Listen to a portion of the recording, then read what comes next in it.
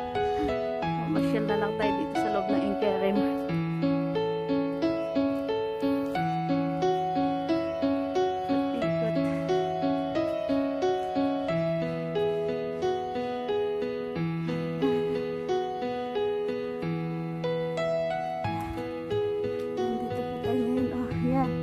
Maluwang din po ang pag-aari ng Franciscano na dito sa St. John.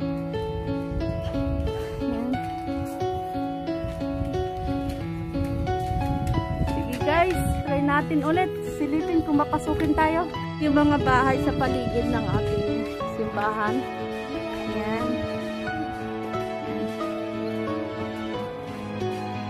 Yung mga bahay nila dito.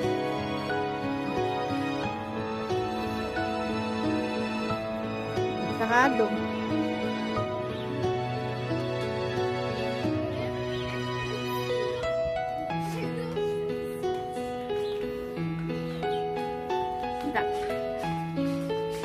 St. John Baharim guys. Hindi wala tayong mapagtanungan. Wala akong makitang mapagtanungan kaya ito po. Ang glimpse niya. Glimpse. Si tatay kaya doon makapagbuksan ulit tayo.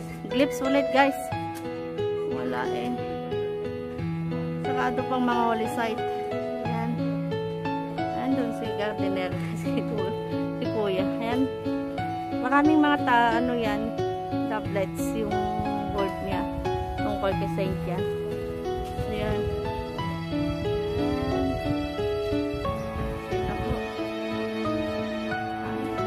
Tara na po. Pababa na uli. Tapos ng ating tour ng St. John Baharim.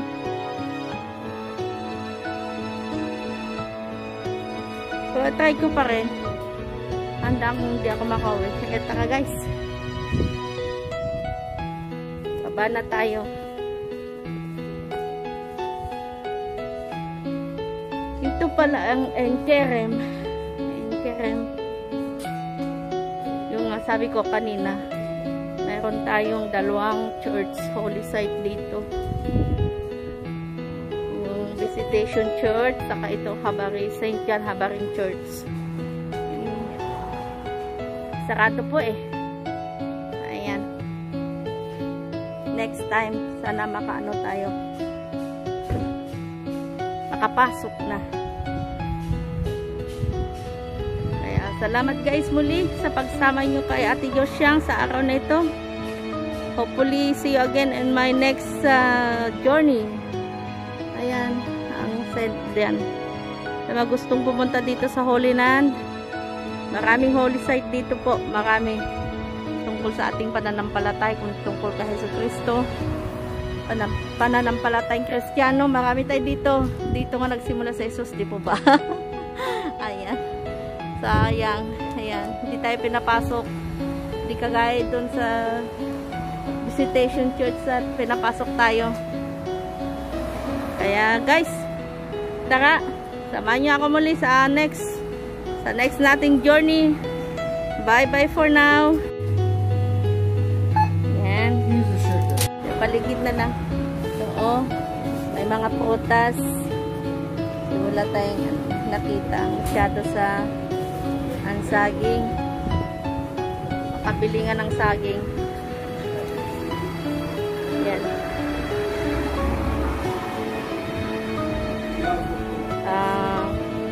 Kahel, grapefruits, orange, pomegranate, melon. Ano ba itong tawag nitong lukban na ito? Yan. Yan. Pakwan. So, marami din mga ano dito. Sarado nga lang mga restaurant. Yeah. Restaurant dito. Marami restaurant. Dahil, sama niya ako.